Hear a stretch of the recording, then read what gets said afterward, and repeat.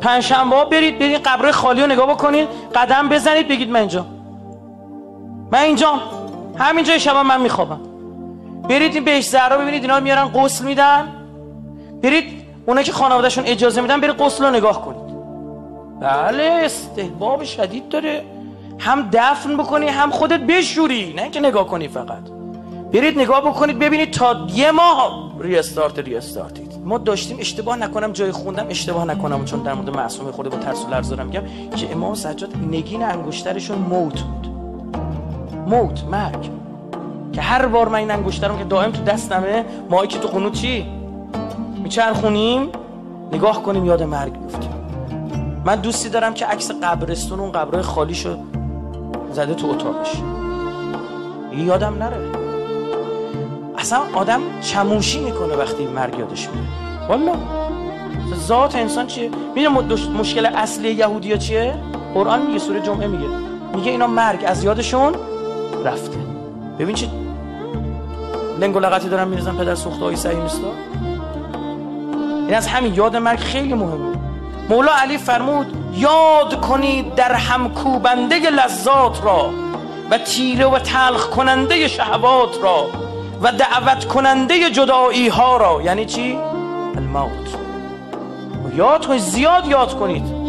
حضرت نگاه بکنید تو کلام شریفشون چقدر یاد مرگ هست، چقدر هست، اثر داره. یادمون نره بابا بشینیم یه کمی نگاه کنیم. فیلمایی هست که توی اینترنت هست آپلود کردن از مرده شستن. یه روزی منم همینجوری میافتم رو تخت، جوونم برید ببین تو قبرستون چقدر جوون ناکام، به والله قسم اینها هم نمیدونستن 1 دقیقه دیگه قراره بمیرن. مثل من و تو سرمست زندگی بودن. الان فکر میکنی بمیری 1 دقیقه دیگه؟ نه. اونم فکر نمیکرد وقتی هم موتور خورد زمین، اونم فکر نمیکرد وقتی داشت خیابون رد میشد، اونم فکر نمیکرد وقتی سکته کرد افتاد. سرمست زندگی بود.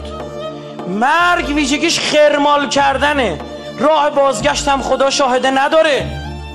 هی تو قرآن میگه منت میکشن بذار برگرد. این چرت و پرت که تلویزیون نشوندن نگاه نکن، روحه میره میچرخه اونجا، میره کل سیر و گلکاشو میکنه، دختربازیشو میکنه، اون نمیدونم فلان، بعد دوره برمیگرده آی من آدم شدم. این خبرانی خرمال میکنن. حضرت نوح گفت بذار برم تو سایه بشینم، گفت نه وقتت رسیده، برم تو سایه. حضرت سلیمان به عصا تکیه داده، گفت بابا اینجوری همین، گفت نه وقتت رسیده. سلیمان نبی که ملکت معروفه. من اندازه اون هدهد حضرت سلیمان هم دخل و تصرفی توی هستی نداریم. انگار دنیا یه جوری سرمستانه زندگی میکنه، نمیخواد بمیریم. ما مرگ شوخی ندارن با یاد من. وقتی نکیر و منکر بیان بالا سر سوال به پیچ علمون بکنن، وقتی ببینیم همه رفتن یه اشکی ریختن، اونم به خاطر خودشون گریه کردن، به خاطر دلتنگی های خودشون. اونا وقتی ماشینشون هم گم کنن گریه میکنن، به تو عادت کرده بودند، 1 سال بعدم یادشون میره.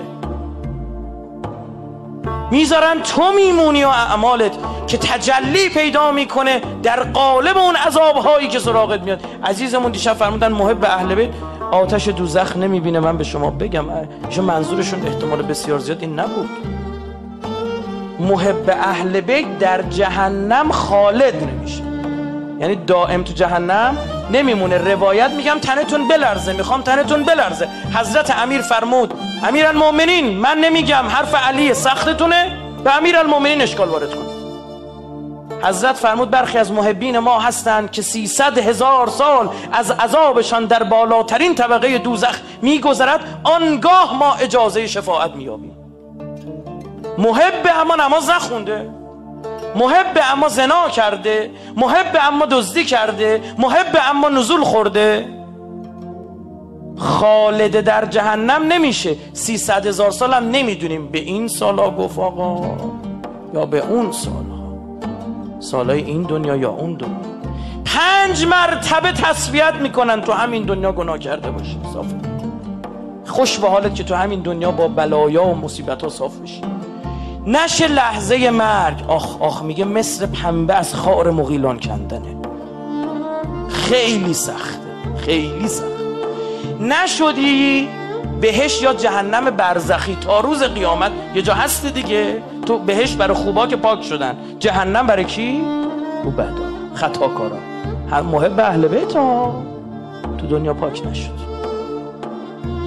میره بالاتر، پاک نمیشه روز حشر. گفتم مثل تیر توی تیردون دنبال یارو میگردی. اون داستان زبون طرف در اومده تو اون هیروبیت زیر دست و پاها گیر کرده. چی بوده؟ غیبت میکرد. نمیتونه بگه شکم یارو گنده 2-3 روز زمین کشیده میشه، شکم باره بوده. میره خونه میبینه خانمشون غذای مورد علاقهشو درست نکرده، اخلاقش چی دیگه میشه. شکم باره است این آدم، شکم پاره میشه. اونجا صاف نشدی خیلی اوضاع خرابه. 4 مرحله گذرنده، میری بالاترین طبقه جنت. بالاترین بهترین جاشه. تو اون 70 هرچی پایین تر بیاد درکاته، بدتره. میگه 300,000 سال. امام صادق فرمود لن تنالوا شفاعتنا من استخف بالصلاه. کسی که نمازو سبک بشمره شفاعت من امام صادق نمیرسه. نمیرسه بابا، میفهمی؟ نمیرسه. لن تو زبان عربی نفی الا الابد، تا ابد دیگه نمیتونم کاری کنم من امام صادق. بابا دستمو باز بذار بخون. شوخی داره؟ این خدا رو به خدایی قبول نداشته، سجده نکرده به خدا. شیطان که رانده شد به جز یک خطا نکرد، خود را به سجده آدم رضا نکرد. شیطان 1000 بار به حسبی نماز، او سجده بر آدم و این بر خدا نکرد. خدا رو به خدایی قبول نداره، بره بهشت. بهشت کجا بره پس؟ عشق به اهل بیت، عشق به حسین علیه السلام ما رو شبیه اون میکنه. این محبت واقعیه.